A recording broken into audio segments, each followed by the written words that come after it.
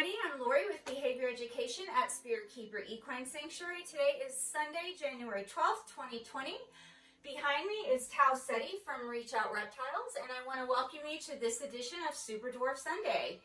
Today we're going to talk about a couple of things. The first thing we're going to talk about is introducing new items to your snake's enclosure and how long we should give the snake before we decide whether that snake prefers to use that item or not. And the second thing is an emergency preparedness tip and just some things to keep in mind that you might want to have near your snake or on your snake's enclosure in case something were to happen to you. So first, let's talk about items in the enclosure. Ceti has been with us for 6 months, and the first 3 weeks he was with us, he was in a quarantine tub, and he had some simple hides in there, simple paper towels as substrate, but he wasn't very content in there. And I don't know if you all remember back to the first few episodes of Super Dwarf Sunday, but it wasn't very long before we put him in this 4-foot enclosure. When we put him in this enclosure, and you've seen plenty of video footage of the things we have in here, we have black plastic traditional rectangular hides. We've got a swimming pool. We have a large water dish. He's got 2 humidity hides. He's got PVC perching. He's got flat shelves in there. And he has a hamster tube in there. And that is in lieu of a paper towel or a toilet paper roll in case he wants to climb through it or on it. He does not have any cardboard boxes in here because he gets everything wet. He is in or around water quite a bit, and he floods his enclosure often. And so he doesn't have anything cardboard in here. But in addition to all of those things I just mentioned, Ceti has 2 fake log hides that are partially open on the bottom, and they're open on both ends. And they have some fake plastic foliage on the outside of them. And I really believe that they're for aquariums, but I use them oftentimes for some of the baby and juvenile snakes. Well, he has 2 of these in here. And Ceti hasn't used them at all in the 6 months that we have had him. Last week, if you go back and look at the video, was the first time that I saw him actually coiled on top of one of these logs resting.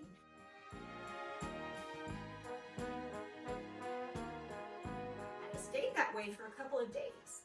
And then after that, by the end of the week, he was lying inside one of these hollow logs, and he hasn't left it until today. Today is the first day that I've seen him leave that log. That reminded me of something that I wanted to discuss with everybody in regards to snake behavior. When we add new items to our snake's enclosure, whether it be new furnishings, new substrate, just new novel items that we think that the snake might enjoy investigating or climbing in or on or through or around, we need to make sure that we give it enough time to really get a good feel for if that snake prefers to utilize that item or not. I say this because TC has had these logs in his enclosure now, I'll take one out for you, for just under 6 months, and he hasn't used them except for the last week and a half. So in the last week and a half, he either spent lots of time coiled on top of it, or he spent time coiled up inside it. And that's been a new behavior for him. Well, I was really just about ready to take them out and see if one of the other snakes might want to use these. But now, since Ceti's been using them for a week and a half, I guess I'm going to leave them in there. It's important that when you are doing preference testing with your snakes, that you give that test enough time to determine if that substrate, if that enclosure furnishing, or if the novel item is something that your snake wants to utilize or not. If I hadn't left this in here for almost 6 months, I wouldn't have realized that Ceti liked it or would utilize it at all. He hasn't left it in a week and a half. But for the whole almost 6 months before that, he didn't use it at all. Sometimes when you introduce a new item to your snake, they might go to it right away and investigate it, and they may even use it for several days in a row. And so immediately we might think, wow, the snake really prefers that hide, or that perch, or that ledge, or that substrate over the old one. But it also may just be because it's new and the snake's curious about it. It's a little bit exciting for them to explore new things and try it out. But after a few weeks go by, the snake might go back to their old hide or their old substrate or their old perch because really that's what they prefer. Well, we won't know that unless we give those items enough time with the snake in their enclosure to determine that. The converse can also happen. You might put a new item in the enclosure and the snake kind of ignores it. They may go sniff it, climb over it or through it, but then pretty much not use it at all. And you might think, well, it's been in there a few days or it's been in there a week, and the snake hasn't used it. The snake hasn't hidden in it. I haven't seen the snake around it, so it must not like it. Or it must not prefer that over its old hide or its old fern sheets. That's not necessarily the case, and TC has just demonstrated that for us, because this and another one identical to it, in fact the one he's inside right now, have been in there for close to 6 months, and he hasn't used them at all except for the last week and a half, during which time he has not left it. Why do snakes do this? I can't say why. I can only tell you what I observe, and that they do these things. They either initially investigate the heck out of something and use it a lot at first and then abandon it, or they may take a long time to come around to realizing that it's something that they prefer to use, or that they find something rewarding, pleasurable, or reinforcing about. I'm going to give you another example. One of my carpet pythons was here a year and a half before he decided that he liked coming out of his enclosure. I have other carpet pythons, other Brettles pythons, that I open the enclosure door and they are immediately coming out. They want to explore around the vicinity of their enclosure. They explore the room that their enclosure's in. Ceti does this, and you've seen Ceti do this at times where I've opened the door and he's come out. Sometimes I take him to other areas of the home and he gets to explore.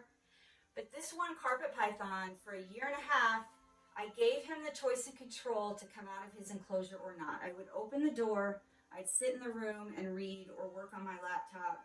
And the most he ever did was just sit on the edge of the enclosure and sniff or tongue flick or look out, or he'd come to the edge and then he would go back into a hide inside his enclosure. And he would do this even if I would leave the room for periods of time and come back and check on him.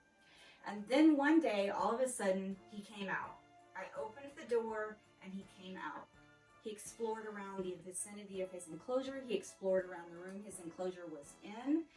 And ever since that day, he's wanted to come out almost every evening and spend time outside of his enclosure. In fact, because it's a snake-proof room, there's no place that he can escape or nothing he can get stuck in. I've actually left him out for as much as a week at a time before in the room. And occasionally, after a few days, he'll go back to his enclosure. But that's amazing. That is amazing. For a whole year and a half, he showed no interest in coming out of the enclosure. And for whatever reason, one day he came out and decided that whatever he experienced during that day when he was outside of his enclosure was reinforcing for him in some way enough that now he wants to do it more often. This is why I think that we need to make sure we're giving our snakes enough time in order to tell us, and maybe even in order to figure it out for themselves, whether they prefer one thing over another, or whether they prefer to do this activity over this one, or even whether they get brave or curious enough to try new things. Snakes do a lot of approach and retreat, and that is where they approach new items and retreat back.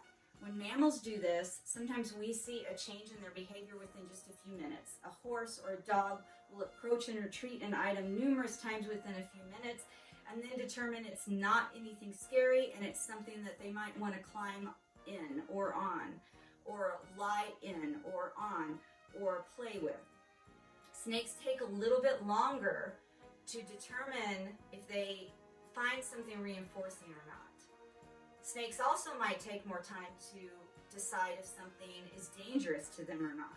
When I say take more time, I mean sometimes it can be several weeks, several months, or even in the case of the carpet python, it took him a year and a half to decide it was okay to come out of his enclosure, and then he actually found something reinforcing about that. If he didn't find something reinforcing about being out, then he wouldn't want to come out repeatedly, but he does. If TC had tried this log hide and determined that there wasn't something about it that was pleasurable to him or that was reinforcing for him, then he would have abandoned it and not used it for this whole week and a half that he has. So just keep that in mind when you are doing preference testing with your snakes. And that preference testing may include introducing new enclosure furnishings, introducing novel items to the enclosure just for environmental enrichment or mental and physical stimulation. It might be introducing different substrates to determine which one your snake prefers, or it might be in determining if you have a snake that enjoys exercise time outside of their enclosure or not. We just need to give the snake enough time in order to decide for themselves what they prefer, and then we need to recognize what they prefer and what they don't. That may mean that we have to do this observation over a long period of time. We're going to see if we can get a glimpse of TC and his log. Now, as you can see, hopefully you can see this, his water is well used. There's a lot of particulate matter in that water, and it's pretty dingy looking. That tells me that he's been in that water using it, which doesn't surprise me because he's going into a shed cycle. Here's one of his humidity boxes. This one has wet or damp Repti-Chip in it. He spent some time in there last week. Here's TC's drinking water dish, which you can also see that there's quite a bit of matter in, and it is also not clean. This tells me he's also been in his drinking water. Here is his other humidity box. This is one of the logs that he's been using. This humidity box is looking pretty dried out and pretty used. And then if TC will allow us to see him without upsetting him too much, here he is inside the log I was speaking of earlier. Good boy, TC. Not trying to bug you. I would be very surprised if he doesn't shed within the next 24 to 48 hours. The second thing that I wanted to include in this video today is an emergency preparedness tip. I'm going to try to remember to include some emergency preparedness tips in many of the videos that I do.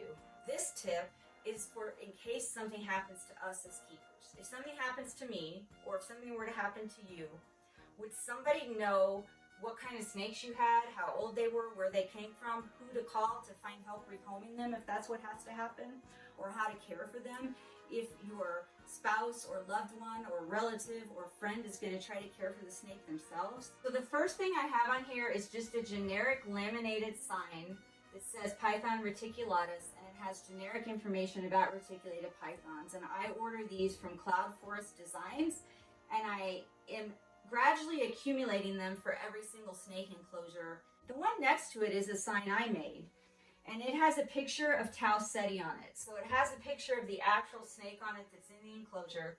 It says Ceti. It has his nickname, TC. It says he's a super dwarf reticulated python, that he's a platinum male and 62.5% Calatoa. It says he was hatched June 6, 2019.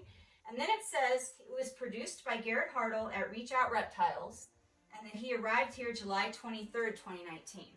This is really important because if something happens to me, I would expect that the first thing my husband's going to do, if he decided that taking on the care of this snake is not something that he felt capable of or that he wanted to do, is that he would contact the breeder or the person that the snake came from and see if that person wanted the animal back, or see if that person would be able to help him rehome the animal. He can't do that if he doesn't know who the breeder was or where the animal came from. So this information is really important. I think it's also really important that people who don't know our snakes or know anything about snakes know what kind of snake it is, exactly what its breeding is if you know, and when it was hatched. All of this information is just going to help if that snake needs to go back to where it came from, or if it needs to be rehomed because something happened to us. The last thing that I have on the enclosure are just regular index cards where I keep a log of when and what the snake ate, when the snake shed, and how much the snake weighed periodically throughout the year. Just as an example, way back on August 29th, 2019, it says one time frozen thawed small mouse. And then on 9/14/2019, it says he shed. And then on 9/19/19, it says his weight was 148 grams. So if we fast forward to the most recent date, that would have been December 25th, 2019. I weighed him at 237 grams. Then he ate one frozen thawed rat pup. That's helpful, again, if something happened to me, maybe even temporarily, and my husband or somebody else, maybe my intern, is going to want to feed this animal. They can easily look at this card and see when the animal last ate and what it last ate. And at least they would have some idea of when to feed it again and what to feed it again. I know a lot of keepers don't keep track of sheds, but I always do. That's one of the things that the vet always asks if you take the snake in, at least all of the vets that I've taken my snakes to, and that's included general practitioners as well as surgical specialists. They've always asked me, when did the snake last shed? Was it complete? Was it healthy? How often does the snake shed? So I do keep track of that, as well as the weights, which I know a lot of keepers don't keep track of, but every single time I've taken a snake to the vet, they ask me how much the snake weighs. Even though they're going to weigh the snake when it's there, they still ask me, how much did the snake weigh the last time you weighed it? And they want to know the history of how much the snake weighed over a period of time. I keep track of the sheds and the weights because those are things that veterinarians have asked me a history of when I've taken the animals in. And I also keep track just so that I can have a good picture of the snake's overall health. How often are they shedding? Are they gaining weight? Are they losing weight? Are they maintaining weight? And what factors might be affecting that? Those are things that I personally want to know. Even if you don't keep track of those things, just for emergency preparedness, I would keep track of when and what your snake is eating. And that way, anybody can walk up to the enclosure and see, okay, the snake last ate on Christmas Day. It last ate a frozen thawed rat pup. If I'm new to this snake and I have to take care of it, I know that in a week or two, I probably want to feed it another frozen thawed rat pup, or at least that's a good place to start if I don't know anything about the animal. And then having the other information on the enclosure is going to be very helpful if I know how to take care of the animal long term, or if somebody has to rehome my animal because something has happened to me.